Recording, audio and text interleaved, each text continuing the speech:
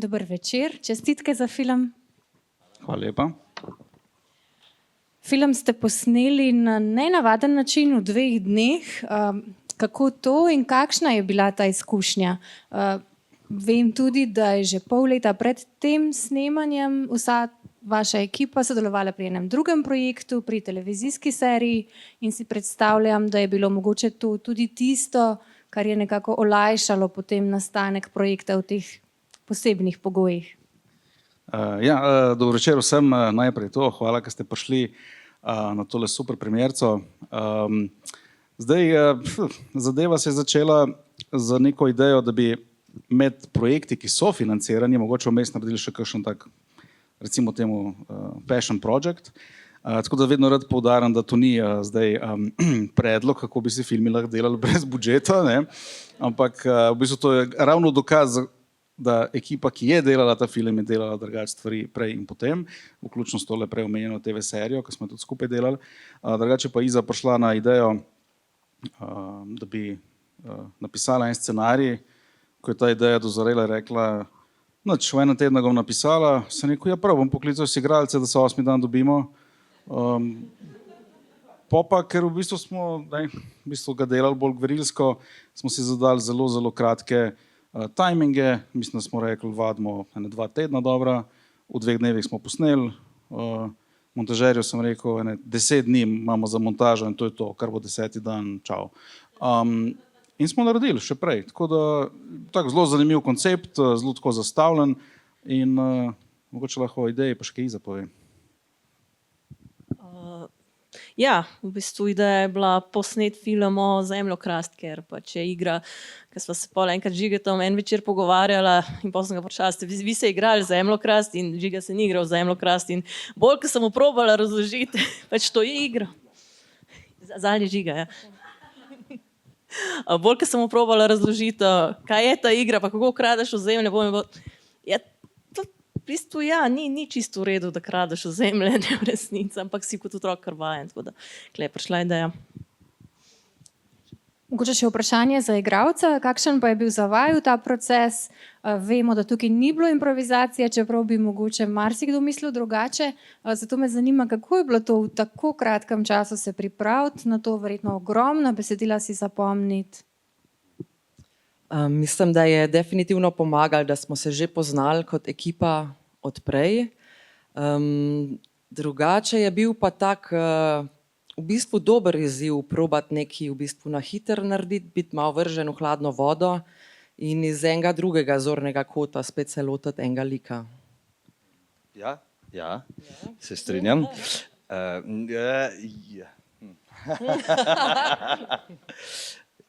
Ja, fajn je bilo, ampak to se da, zato ker če imaš tako ekipo poleg sebe, res to pač se vse da ful na hitro tudi narediti. Je malo drugače, zato ker pač se moraš malo bolj znajti, ampak pa kar gre. Samo je bilo, malo improvizacije je bilo, ne zdaj ful, ampak malo je pa bilo, ne. Mislim, ja, nikjer v scenariju ne piše, Gregor sedi na kavču in igra na orglice, medtem ko ga Zal čudno gleda. To je v bistvu, ja, Andraž cele vaje je igral orglice, ker pač igralci imajo svoje posebne taktike med vajami in pol je Žiga rekel, ja nač, bomo dali pa tole v film, pa boš igral. Ja, pa fajn je delati dolge kadre. Veš, ko so tako po 10 minut, pa pač lahko res padeš noter v vlogo. Pa je mogoče zato, ker gledališki, ker smo gledališki bili igralci, pa pač malo bolj lahko padeš v vlogo, da ni tako razseckano, pa da se moraš spomniti, kaj si ti spohod, pa je tako. In dolgi kadri so verjetno prednost tudi, če je čist malo časa za montažo.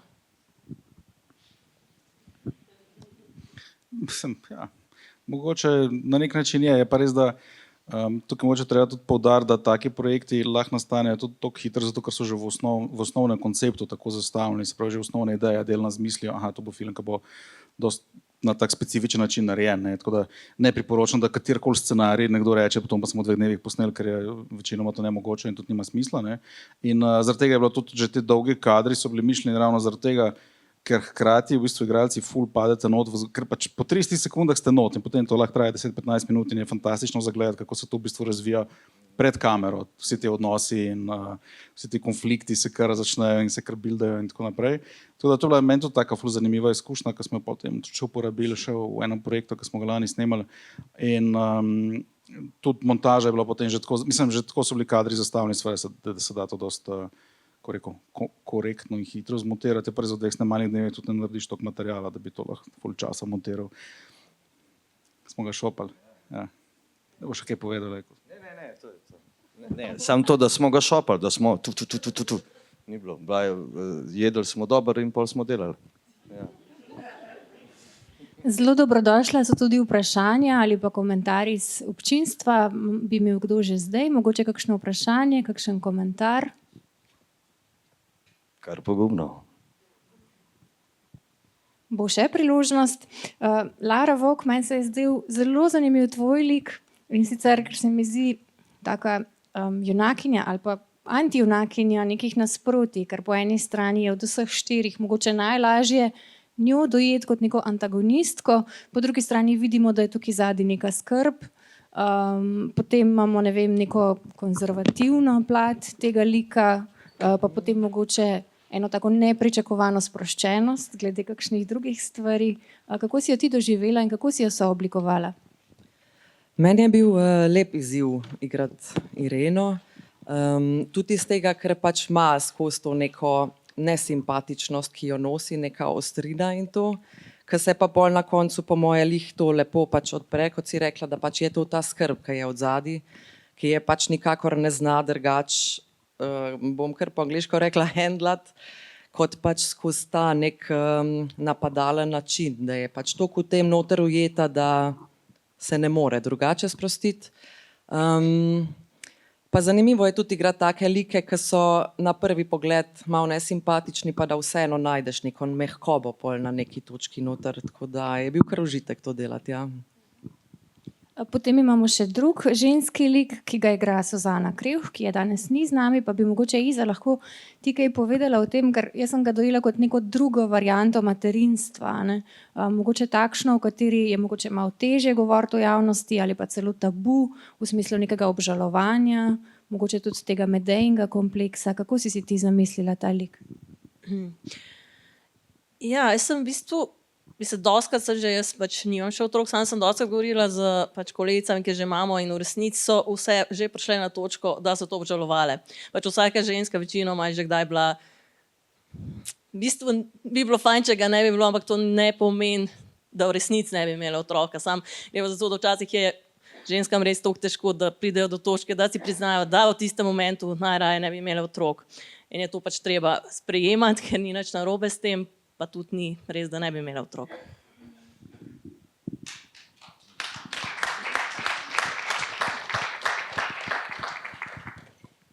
Imamo kakšno vprašanje, kakšen komentar? Lahko samo počakate na mikrofon, prosim. Zaradi snemanja. Je konec bil tak načrtovan ali se je slučajno zgodil potem takšen, ker ste pač morali prekiniti?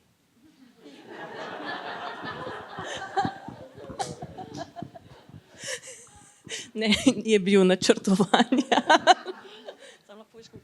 Sej, spoiler, Lun je preživel.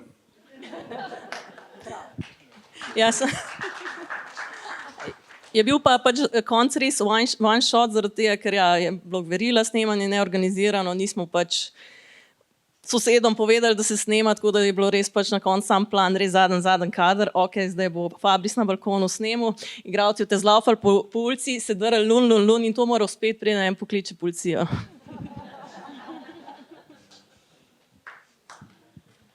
Še kakšno vprašanje, še kakšen komentar?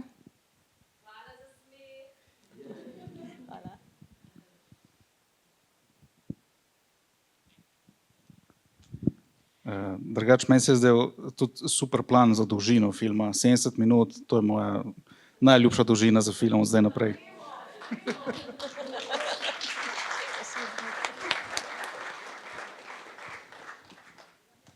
Meni se je zdela v filmu tudi zanimiva ta dinamika med dialogi pa med tišino in se mi zdi, da je to dostkrat nek tak pogon, tako komičnih momentov, kot mogoče nekih bolj resnih, pa me zanima, kako ste to sooblikovali.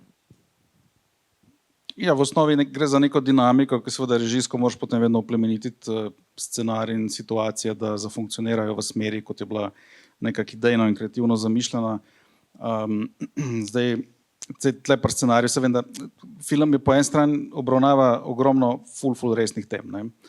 In po drugi strani so te teme, oziroma kako se te ljudje pogovarjamo, pa ne sem te naši liki, ampak mi nasploh. V bistvu imamo vsi neko mnenje, vsi želimo biti slišani, socialna omrežja so to sploh še bolj vzpodbudila, da se tudi smatra kot naša mnenja, kot pravilna, sem problem, ker sta mnenja bolj teps med seboj, ne?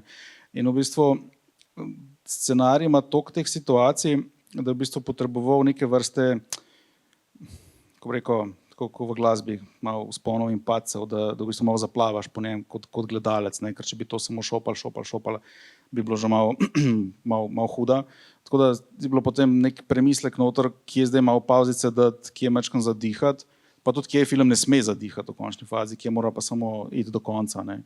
Tako da pač ja, to je bila neka kreativna odločitev, tudi med vajami smo že malo videli, kako bojo zadeve nastavljene, potem pa ostalo pa seveda tudi med snemanjem, ko vidiš, kako ta dinamika funkcionira. Je pa po eni strani dobro v kratkem času posnet film, ker imaš res v glavi absolutno vse, ne? Ker na bolj običajnih snemanjih, ki ponavadi imamo, ko so 30 snemalnih dni in tako naprej, ne, je lahko v bistvu neka scena bila posneta že 2 meseca prej in moraš malo pokopati po spominu, kako je scena prej izgledala. Tukaj tega ni bilo, je bil zelo ta žmohten moment, da se vse dogaja tukaj zdaj, ne. Kako pa je v tako prilagojenih pogojih potekalo recimo oblikovanje zvoka? V bistvu je bilo zelo hitro vse treba narediti. Predvsem je bilo treba posneti vse iz prve dobro, da lahko brez nahanja je bilo vse narejeno, brez vsega dodatnega, samo s čiščenjem zvoka sem se ukvarjal pa z nekimi temi osnovami. Ampak itak je tak film, da dopušča, da so samo osnove, pa je super, zato ker so igralci itak tudi iz prve mogli svoje narediti, sem tudi jaz iz prve mogel svoje narediti, tako da tle je sam support, samo scenariju pa vsemu, tako da zadovoljen, bi pa seveda raje delal 3 mesece, celovečerc.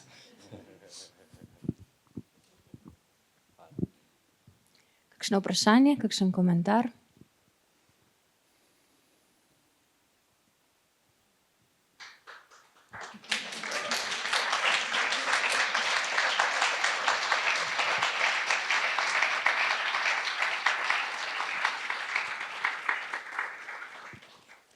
Iza, zanima me, kako pa si ti izbirala te pereče ali pa mogoče te sporne teme, ki se pojavljajo skozi film. Nekatere so se verjetno same od sebe ponudile, ker je bilo takrat veliko takrat smo veliko brali, veliko poslušali o Palestini, zdaj mogoče majčkeno manj, ampak nekatere pa niso tako zelo očitne. Ja, v bistvu sem malo instinktivno kar pobirala vse, kar sem v zadnjem času slišala, ja, od pač Palestine in tako naprej, femicidov v hiši. Ja, pa sem se kdaj spomnila tudi na kakšne pereče teme, ki pa so bile ful velike teme, 10 let nazaj od afere z Bulmastifi in pač Friclom in podobnim.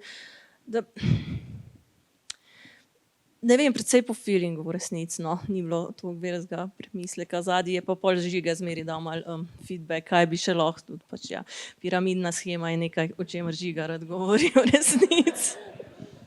Žiga, bi ti povedal kaj več o tem? Ja, mislim, da bi najprej študij filmske režije v scenariju tam. Ne, mislim, ena dobra stvar, ki se je parkrat zgodila po projekcijah na festivalih, je, da je kdo prišel do nas in rekel, hej, jaz sem imel tak pogovor prejšnji vikend. Točno kot neki tasga, to, kar nek teme in to je tisto, kar se mi zdi zanimivo. Mislim, da je ta film ful ujel nek tak zeitgeist, ki se mi zdi zelo dober, tako kot neka malo skoraj, mogoče se sliši kar malo oholo, ampak malo se mi zdi, da je neka taka časovna kapsula ratala, no, ta film. Da, če bi nekomu čez 30 let hotel malo pokazati, kako je izgledalo tam okoli leta 25-26, bi mu pokazal ta film, pa bi kar malo ujel, se mi zdi, ta nek vibe, ne. In to se mi zdi tudi super napisan in potem izveden, ne. Tako da kapo dol tudi igralcem, ne. Mislim, da to pa pofura toliko dolge scene in to vse skupaj je bilo res dobro. Ja, iskreno upamo, da pač debata o Palestini ne bo več dolgo aktualna. No. To si vsi želimo. Še zadnja priložnost za kakšno vprašanje, kakšen komentar?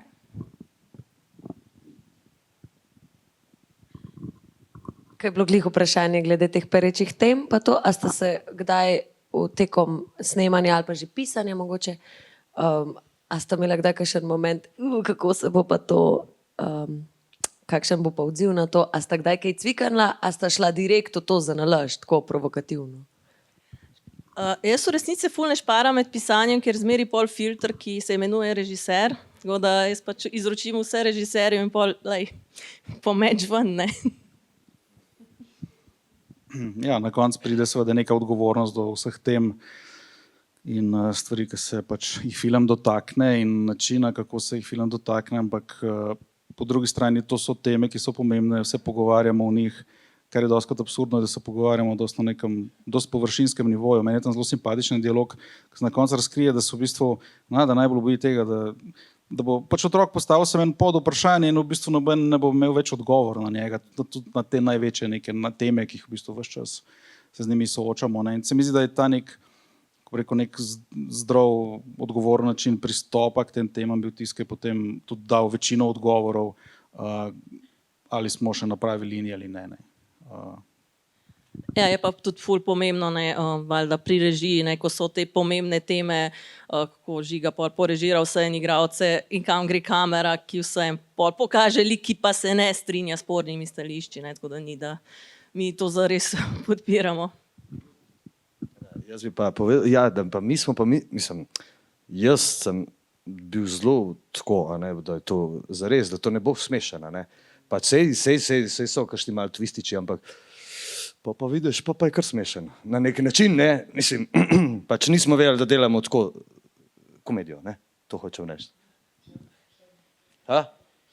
Črno. Pa tudi odzivi, če prav razumem, so bili zelo dobri, ne samo v Sloveniji, ampak tudi drugod, če tudi zelo različni. V smislu smeh na različnih mestih.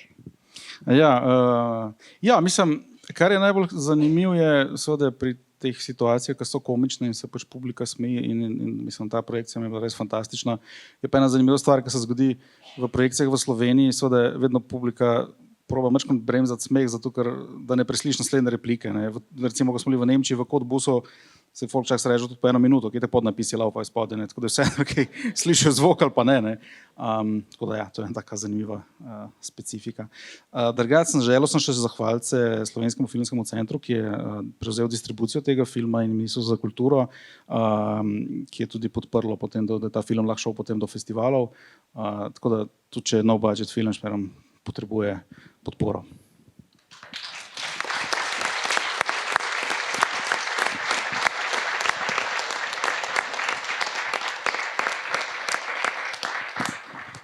Jaz vas vse lepo vabim, da druženje nadaljujemo v kavarni. Opozorili pa so me tudi, naj vas spomnim oziroma naj vam povem, da se lahko pred kinodvorom tudi sami preizkusite v igri Zemljo krast.